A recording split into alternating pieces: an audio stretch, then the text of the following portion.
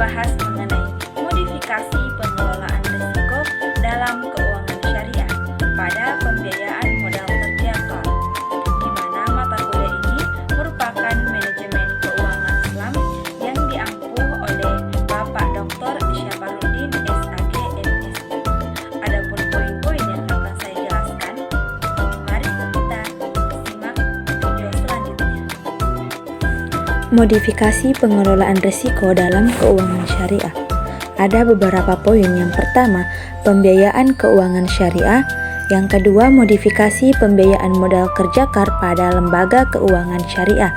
Yang ketiga, kinerja pembiayaan kerja KAR pada lembaga keuangan syariah. Yang keempat, resiko dalam keuangan syariah.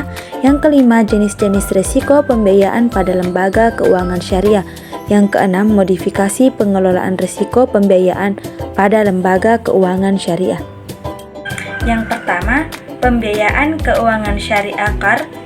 Pembiayaan keuangan syariah merupakan pinjaman KAR yang diberikan adalah penyediaan dana atau tagihan yang dapat dipersamakan dengan itu berdasarkan persetujuan atau kesepakatan antara peminjam dan pihak yang meminjamkan, yang mewajibkan peminjam melunasi hutangnya setelah jangka waktu tertentu.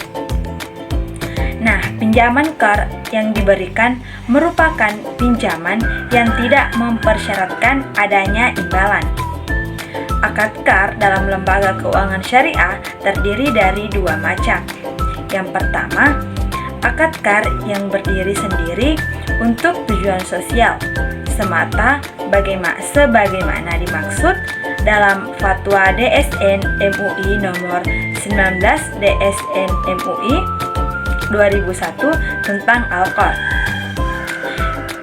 bukan sebagai sarana atau kelengkapan bagi transaksi lain dalam produk yang bertujuan untuk mendapatkan keuntungan. Akad KAR yang dilakukan sebagai sarana atau kelengkapan bagi transaksi lain yang menggunakan akad-akad muawadah atau pertukaran dan dapat bersifat komersial.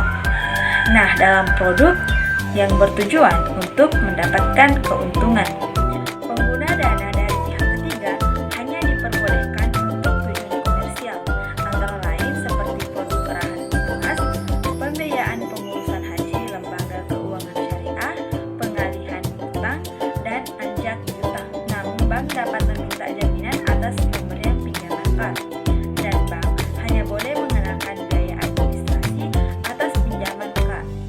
Pendapatan yang berasal dari biaya administrasi dalam pinjaman KAR yang dananya berasal dari dana pihak ketiga akan dibagi hasilkan. Sedangkan untuk pinjaman KAR yang dananya berasal dari modal bank tidak dibagi hasilkan dalam hal nasabah mengalami tunggakan pembayaran angsuran. Bank membentuk penyisihan penghapusan aset untuk pinjaman KAR sesuai dengan ketentuan diatur oleh otoritas jasa keuangan. Transaksi pinjam-meminjam dalam bentuk piutang KAR. Dalam segi pengakuan dan pengukuran ada tiga. Yang pertama, pinjaman KAR diakui sebesar jumlah yang dipinjamkan pada saat terjadinya.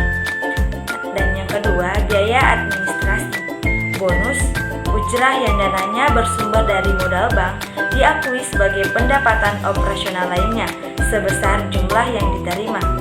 Dan yang ketiga, biaya administrasi, bonus, dan ujrah yang dananya bersumber dari dana pihak ketiga diakui sebagai pendapatan utama lain dan dibagi hasilkan sebagai jumlah yang diterima.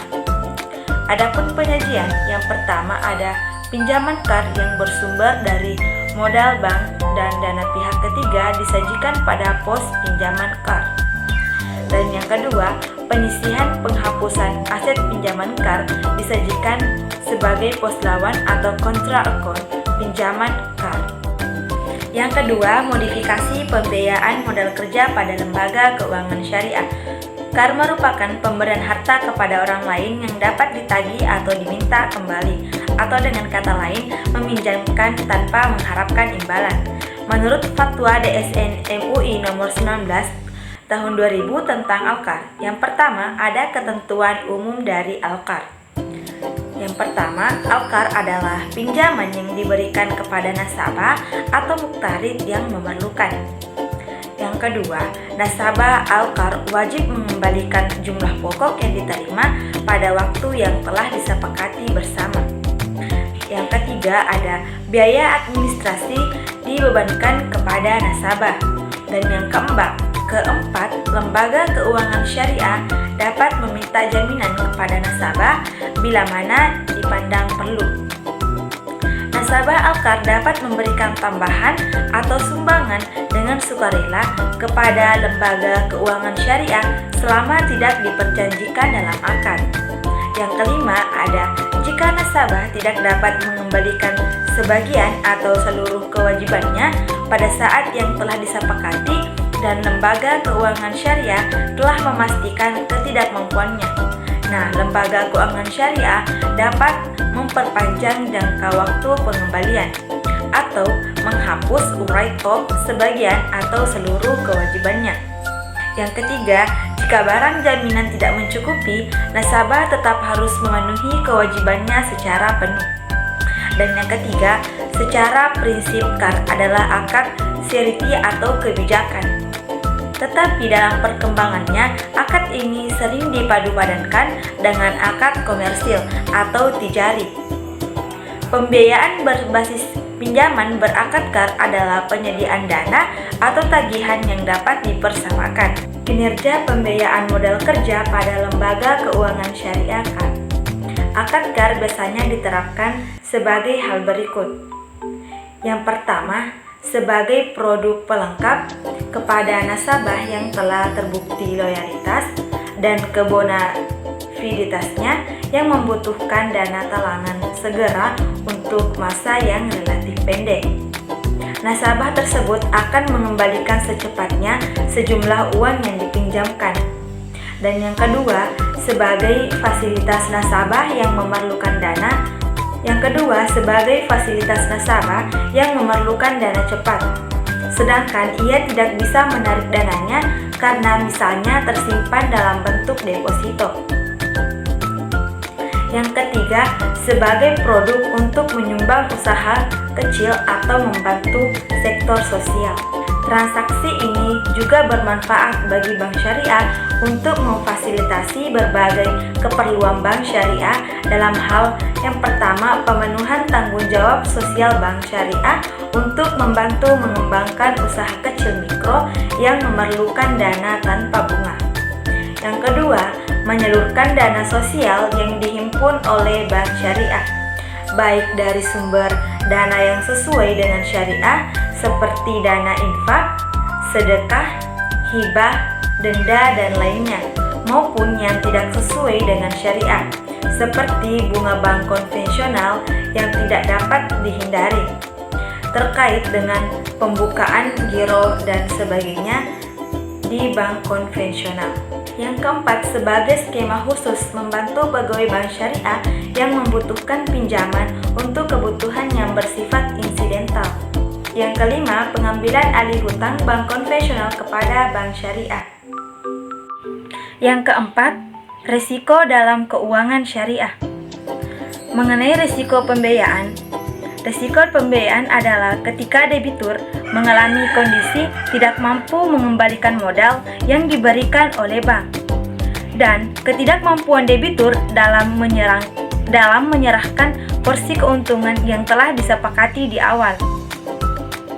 Hal ini hanya berlaku untuk berbasis utang, yakni qardul hasan, jual beli muajjal, dan jual beli salam. Debitur dalam pembiayaan ini diwajibkan untuk membayar kembali kepada bank. Kegagalan debitur melunasi kewajibannya dianggap sebagai kondisi gagal bayar, gagal dalam membayar cicilan pokok maupun porsi keuntungan. Selain risiko gagal bayar, risiko pembiayaan kadang merujuk pada risiko kredit. Manajemen risiko pembiayaan di bank syariah sangat berkaitan dengan risiko karakter nasabah. Antara lain, dapat dilihat dari berbagai aspek sebagai berikut. Yang pertama, ada faktor skill atau keterampilan, yang meliputi kefamiliaran terhadap pasar, mampu mengoreksi risiko bisnis, mampu melakukan usaha yang berkelanjutan, mampu berkelanjutan, dan mampu mengartikulasikan bahasa bisnis. Yang kedua ada faktor reputasi, yang meliputi track record baik sebagai karyawan, memiliki track record baik sebagai pengusaha, direkomendasikan oleh sumber terpercaya, dapat dipercaya, dan memiliki jaminan usaha. Yang ketiga, faktor asal-usul, meliputi memiliki hubungan keluarga persahabatan dengan investor sebagai pebisnis yang sukses berasal dari sosial terpandang. Selanjutnya, jenis-jenis risiko pembiayaan pada lembaga keuangan syariah. Bank Syariah sebagai lembaga keuangan syariah dalam kegiatan usahanya di satu sisi berusaha mencari keuntungan, tetapi di sisi lain harus memperhatikan adanya kemungkinan risiko yang timbul dalam kegiatannya. Secara spesifik, risiko-risiko yang dihadapi oleh Bank Syariah meliputi risiko likuiditas, risiko kredit atau risiko pembiayaan, ada risiko operasional, risiko hukum, risiko reputasi, risiko strategik, risiko kepatuhan, risiko imbal jasa, risiko investasi, sedangkan risiko bunga bank syariah tidak menghadapinya, sebagaimana yang dihadapi oleh bank konvensional. Risiko yang dihadapi oleh bank syariah lebih kompleks dibandingkan dengan risiko yang dihadapi oleh bank konvensional. Muhammad Ayub mengidentifikasi risiko tambahan yang dihadapi oleh bank syariah, yaitu risiko aset, risiko pasar, dan kesesuaian dengan syariah. Risiko tingkat pengembalian yang lebih tinggi, risiko gadaian yang lebih besar, risiko legal yang lebih besar, dan risiko penarikan yang lebih besar pula. Oleh karena itu, bank berkewajiban melakukan evaluasi yang lebih berhati-hati atas semua risiko yang ada. Yang terakhir, ada modifikasi pengelolaan risiko. Pembiayaan pada lembaga keuangan syariah, akad alkar sebelum melakukan ACC kepada nasabah, calon nasabah akan melakukan analisis pembiayaan untuk meminimalisir risiko dengan melakukan prinsip 5C plus 1S. Yang pertama ada karakter. Karakter calon nasabah merupakan hal terpenting yang harus diketahui. Yang kedua ada capacity atau kemampuan berusaha. Capacity dilakukan dengan melihat kemampuan calon nasabah yang akan melakukan pembiayaan dengan akad dalam menjalankan usahanya. Yang ketiga ada kapital atau modal. Melihat seberapa banyak kekayaan yang dimiliki oleh calon nasabah dari survei lapangan, yakni melihat laporan keuangan usaha calon nasabah. Yang keempat ada kolateral atau jaminan. Manfaat jaminan ialah sebagai ikatan kepercayaan dalam memberikan pembiayaan kepada nasabah dan untuk mengurangi risiko pembiayaan, yakni risiko kredit yang muncul akibat nasabah tidak mampu mengembalikan kewajiban atau pada waktu yang telah disepakati dalam akad. Yang kelima, kondisi. Pembiayaan dengan akad diperuntukkan bagi calon nasabah dengan kondisi ekonominya yang menengah ke bawah. Yang keenam, syariah. Syariah yang dimaksud ialah melihat produk usaha calon nasabah agar tidak bertentangan dengan syariah. Risiko pembiayaan yang terjadi dapat diminimalisir dengan melakukan manajemen risiko. Tahap dalam manajemen risiko yaitu 1. Identifikasi risiko terhadap jenis risiko pembiayaan, yakni risiko kredit yang muncul akibat kegagalan bayar nasabah dalam memenuhi kewajibannya. Yang kedua, pengukuran setelah dilakukan identifikasi risiko. Yang ketiga, pemantauan kepada nasabah pembiayaan KAR. Itulah modifikasi pengelolaan risiko dalam keuangan syariah. Semoga bermanfaat. Terima kasih. Assalamualaikum warahmatullahi wabarakatuh.